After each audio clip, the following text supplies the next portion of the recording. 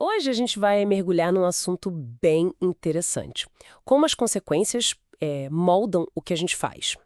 O foco vai ser num processo específico da análise do comportamento, o tal do reforçamento negativo. E para isso, a gente está se baseando aqui no livro Princípios Básicos da Análise do Comportamento, do Moreira e Medeiros. Exato.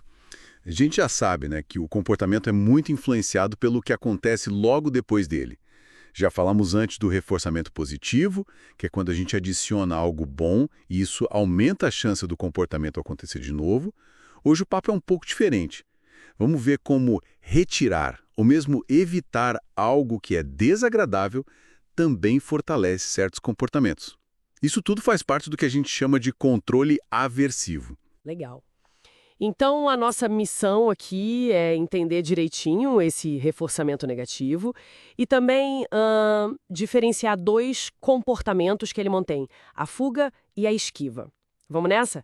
Para começar, o que exatamente significa controle nesse contexto? E aversivo parece meio pesado, né? Pode parecer, mas em análise do comportamento, controle é um termo técnico, tá? Significa simplesmente que a probabilidade de um comportamento ocorrer é alterada por causa das suas consequências.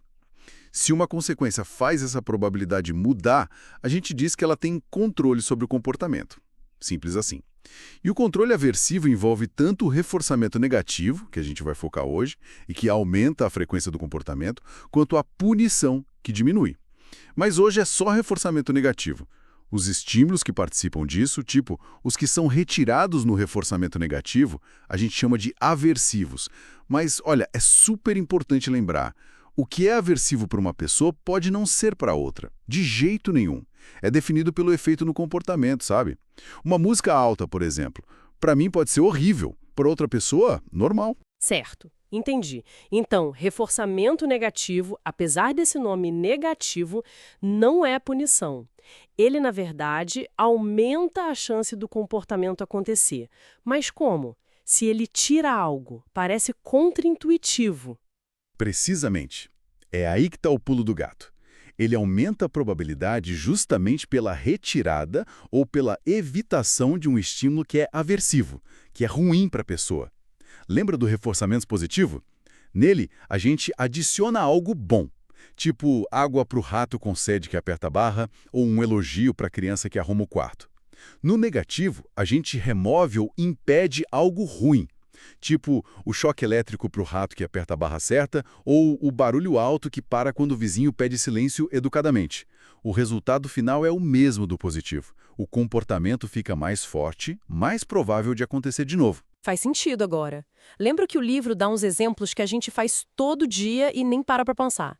Tipo, colocar óculos escuros num dia de sol muito forte. Ou passar protetor solar para não se queimar na praia. São exemplos perfeitos. No caso dos óculos, a diminuição da luz forte é a consequência reforçadora negativa. Ela reforça o ato de colocar os óculos, né? E no protetor, a evitação da queimadura solar é o que reforça o comportamento de passar o protetor. A luz forte e a queimadura, nesses casos, são os estímulos aversivos. Ou seja, são os reforçadores negativos que são retirados ou evitados. O livro até cita outro caso, de um rapaz que chupa uma bala de menta depois de fumar. Ah, lembro desse. Pra quê mesmo? Para evitar uma possível briga com a namorada por causa do cheiro de cigarro, a evitação da briga é o que reforça o comportamento de chupar a bala. Entende? Em todos esses exemplos, a ação usar óculos, passar protetor, chupar bala se torna mais provável no futuro. Nossa, pensando bem, isso tá em tanta coisa. Dirigir na velocidade permitida, pra não levar multa. Ou sei lá, às vezes a gente dá uma justificativa meio longa pra alguma coisa, só pra evitar uma crítica, uma bronca. Parece que tá em todo lugar, até nas leis, nas regras sociais. Exatamente. É um processo fundamental muito presente no nosso cotidiano. E, como você mencionou no início, esse processo de reforçamento negativo é o que mantém dois tipos principais de comportamento que a gente aprende: a fuga e a esquiva. Fuga e esquiva, tá. Qual é a diferença-chave entre os dois? Às vezes confunde um pouco. A diferença é basicamente o timing em relação ao estímulo aversivo. A fuga acontece quando o estímulo aversivo já está lá, já está presente, incomodando. O comportamento de fuga serve para remover esse estímulo. Pensa assim: arrumar o quarto depois que sua mãe já começou a reclamar da bagunça. O ato de arrumar faz a reclamação parar. A reclamação é o aversivo. Ah, entendi. A mãe já tá reclamando, aí eu corro pra arrumar pra ela parar. Isso é fuga. Isso. Ou outro exemplo: usar um creme para secar uma espinha que já apareceu no rosto. A espinha está lá, incomodando. Você age para removê-la. É como se fosse um remédio, sabe? Para uma situação que já está acontecendo. Entendi a fuga. É tipo, reagir ao problema presente. E a esquiva, então, como funciona? A esquiva é mais preventiva. Ela acontece antes do estímulo aversivo aparecer. O objetivo é justamente evitar que ele apareça ou, pelo menos, atrasar o contato com ele. Usando os mesmos exemplos, seria arrumar o quarto logo que acorda, antes mesmo da sua mãe pensar em reclamar. Você evita a bronca. Ah, tá. Arrumar pra nem ter a reclamação. Exato. Ou, no caso da espinha, fazer uma dieta específica para prevenir que as espinhas apareçam, em vez de só tratar depois que elas surgem. Muitas vezes, a esquiva acontece porque tem algum sinal, algum aviso, né? Um estímulo que a gente chama de pré-aversivo, que indica que o estímulo ruim provavelmente está vindo, aí a gente age para se esquivar. Gostei dessa analogia do remediar versus prevenir. Ajuda a fixar. O livro até descreve um experimento clássico com ratinhos, não é? Para ilustrar isso na prática. Sim, sim, é um experimento bem didático. Basicamente, colocam um rato numa caixa dividida. Primeiro, o chão de um lado começa a dar um choque leve. O rato aprende rapidinho a pular para o outro lado para escapar do choque. Isso é fuga. O comportamento de pular é reforçado porque remove o choque que já começou. Ok, fuga. E a esquiva, como entra? Aí, eles introduzem um sinal. Tipo, uma luz acende um pouquinho antes do choque começar naquele lado.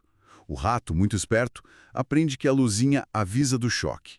Então ele começa a pular para o outro lado assim que a luz acende. Antes do choque começar, ele evita completamente o choque. Isso é esquiva. Entendi. A luz funciona como o aviso que você mencionou. Perfeito. E o ponto principal é, tanto o comportamento de fugir, pular durante o choque, quanto o de se esquivar, pular com o sinal antes do choque, são fortalecidos.